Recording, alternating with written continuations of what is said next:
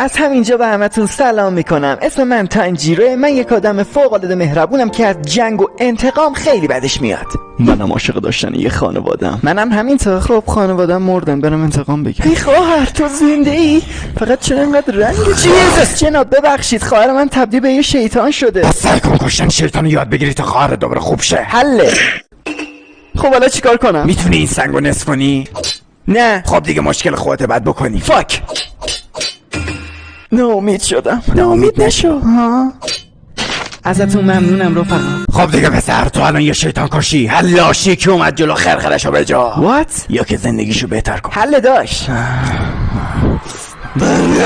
بخواب بابا. متاسفانه سطحت پایینه جناب. جهالت تو منو بیشتر مجنون مرگ میکنه. خودم خواهم کشتت و خودم سرت را خواهم. میکشمت. برقص. وات؟ خب داداش، مغز طراح شخصیت من سمی بوده، چی کار کنم؟ من دیجی ام. یه شیطانی که به ساخت موسیقی علاقه داره. دیجی. بتوون خره، میگم دیجی. حالا فهمیدم تو پیانو درس میدی. خیلی جالبه. تا حالا کسی ازم نپرسیده چرا ماسک میذاری؟ خب چرا میذاری؟ چون که خیلی جذابم.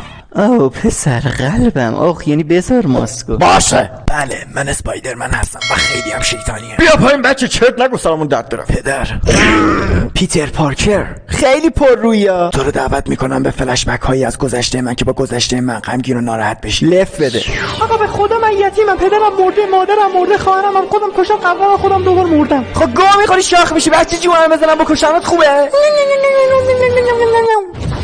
بچه ها دعوا کار بدیه ها. تا میتونی بکش. پاد رو سیمه جناب. خواهرشو بکش. بیا خواهرشو بکشی. فاک. شما کی هستین؟ به ما میگن اونجرز. معرفی میکنم: الفاتحه، نماز مغرب، سفید بفی، آجر. اینو نمیشناسم. کبرا 11.